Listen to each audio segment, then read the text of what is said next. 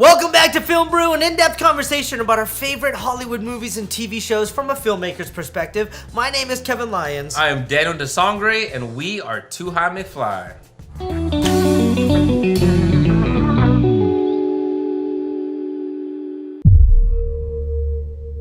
Do you know where you are?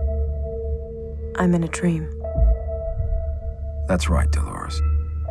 You're in a dream. Have you ever questioned the nature of your reality?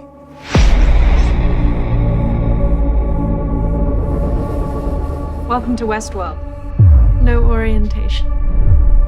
No guidebook. All our hosts are here for you. In this world, you can be whoever you want. Are you real?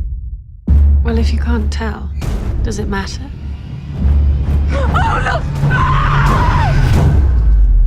This behavior, we're miles beyond a glitch here. What are your drives? To meet my maker.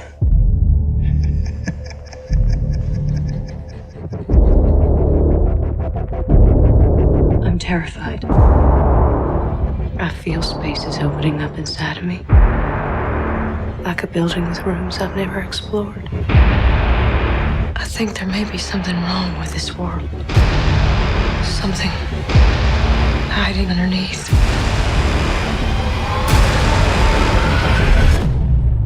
These violent delights have violent ends.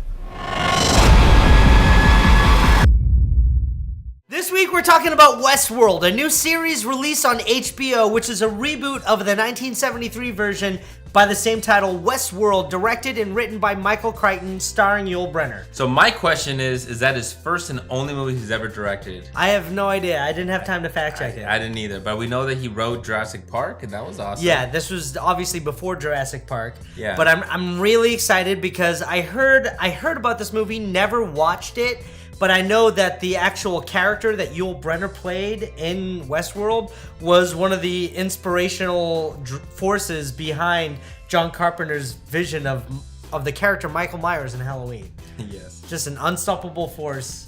I love that little factoid. Thank you. It is. Yeah, I'm all about. I'm like a Snapple bottle cap. You can just snap me open, and there's a random fact that you don't need to know. Little factoids in there. That's me. I was really excited about this because the concept behind Westworld is really cool. Yeah. It takes place in a modern society where there's like augmented reality where you can go into an old West world and you can live out your deepest desires and come out okay. That's what the basis of the show is. Much like Disneyland or Las Vegas. Yeah. Only if you get shot in Vegas, you're shot in the real world too, buddy. Yeah. It was a really cool concept, which I felt like today it made the most sense to bring this idea back because virtual reality is a big part in gaming right now. They released the HTC Vive, the Oculus, and this month comes out the PlayStation VR. And so immersing yourself in a completely different world has been the rage nowadays. That was actually a virtual reality burp. Yeah, it wasn't really here, we just visually added it. What was really cool about this is because we're only watching the pilot episode, right? So we don't know too much about the show yet. But what's pretty interesting right now is that they're kind of taking the perspective of the robots. They're kind of leading our narrative in this story, so they're kind of our main characters. It's difficult to understand where the narrative is coming for this. Because you have like this company that runs this park, and they don't really show it right away, they just hint at it. And then there's supposed to be human customers who go in to experience this world, and then inside the world are like robot Western people. And it's very difficult to understand who is human and who is a robot. And that's where the whole conflict of the story comes in, because it seems like the AI that they chose to be the robots is starting to malfunction. Yeah, a little bit like Cyberdyne. Yeah, like Terminator. Skynet's coming out to fucking blow us all up with on a horse and 6-shooter. Right? We didn't really see too much humans. We saw like the chubby guy with like the wife or something, or girlfriend. Well, the thing is, we don't know. They're keeping it. This is one of those series that are going to be extremely secretive, and there's going to be huge mystery questions every episode, kind of like Lost. Yeah, which J.J. Abrams produced Lost and produced this one. Absolutely. Which makes me a little nervous because in Lost, I mean, I watched all 6 seasons. I did too. And they left a lot of questions unanswered. So I hope they don't do that here. But it's directed and written by... I don't know. Jonathan... Who was it? Nolan. Jonathan Nolan. Sorry, buddy. Yeah. I just didn't have time. Sorry. I literally just heard about the show today, and I just started watching it. So he's the brother of Christopher Nolan, and he's the writer of The Brother. So he's the one that wrote the Batman trilogy. There was something very, very Batman about this when I was watching it. I'm like, that's fucking Batman. It's just missing Christian Bale. The first episode, which is what we're reviewing right now, was shrouded in mystery. Yeah. You feel like there's a modern world and there's an old West world, and people pay to immerse themselves in this reality, but they never show people actually going through the process of entering this world. They just show like the company and like their factory, and then they show the Western world. Yeah. And the only time that they show a difference between the two is like with Westerns that we talked about, Magnificent Seven, how you have those huge, big, wide open shots. They had this in this, and then they move back out, and you see that it is like a simulation on a board that a bunch of people are around, kind of like a Cabin in the Woods. Kind of like Cabin in the Woods, a little bit like Hunger Games, you know, where we saw a little world. But with Cabin in the Woods, I mean, we saw that these humans were playing these tricks on, I guess, Cabin in the Woods with other humans. In this one, we see it with these robots, and it's an interesting play that they did with it. So I'm kind of interested to see more, a little bit like the Truman Show. That's what it feels like. But the people involved inside the simulation are aware that it's a simulation because it's a park that they go to. They just haven't given us that information yet. They just they said that, but they never showed it. True. And so and it's really cool how it opens up. The opening credits start off almost like a 3D printer printing out like horses and people. Visually, it was really cool to see. There was a lot of really badass cinematography that they did with this show. And you can tell that the show's gonna be super awesome. Mm-hmm. Except in the first episode, there's so many, the things I kept saying is, dude, there's another question. Like, things are not being answered yet. And that's okay. It's only the pilot of this whole series. This series is very narrative. There's always a narrator talking. And it seems like he's talking with people who are entering this world. And so he's asking them, what are your desires? What are you lacking in your real life that we can simulate in this life and fulfill your desires?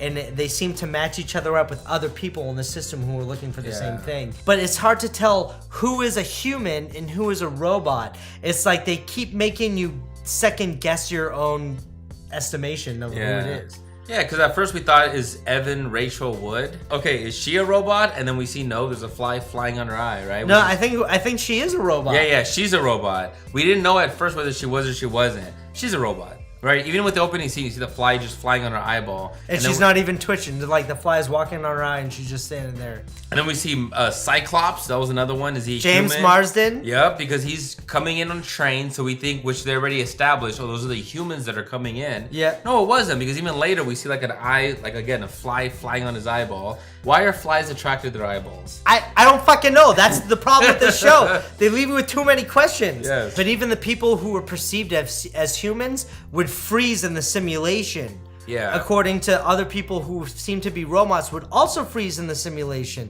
So it's hard to tell who are they controlling and what narrative are they controlling. Are these really people immersed into a fake world, or are these people posing as the fake world and they're testing robots immersing themselves with humans? It's a fucking mindfuck. I'm too drunk to even explain it all. Watch the series. Yes, and one thing that they said is that there was 1,400 people. How come like 99 out of 100 people that we saw that was in this world were all robots? This is a park.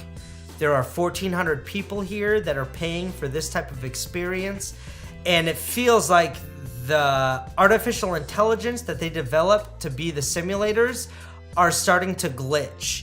And you're seeing the behind the scenes reaction of the people who are seeing the robots and glitching, and they're pausing the simulation and they're pulling robots out and testing them. And then that brings us to our main villain of the series, Ed Harris. What was his name? The Man in Black? The Man in Black. The Man in Black. Okay, Ed Harris is a great bad guy, but he's that bad guy that you don't want to be bad. You just want to make him your dad. Just like Ed Harris, stop being a dick and be my dad. That's what, but he's like so good. It's hard to tell if he is an artificial intelligence or if he is a human experiencing the game. It's very difficult. No, it is. And it feels like they're kind of shrouding him in mystery, sort of like in the X-Files when they had the cigarette smoking man, like, right? Like they didn't give that character really a real name.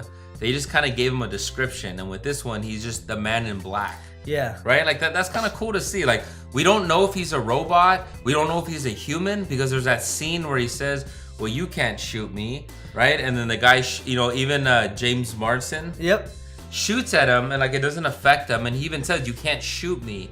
But then he gives a reference to Evan Rachel Wood, that we've been down this road a few times. You get the hint that there's history there. So again, you don't know if he's a robot that's gone rogue, or if he's just a human that just won't leave. It's much like a video game. How many times have you played a video game where you've gone back and replayed levels and it's the same story? You're just reliving it as a user. That's how a lot of this was. There was a lot of Groundhog Day moments. There was a lot of Edge of Tomorrow moments where you saw the same day reproduced and you see the different glitches happening.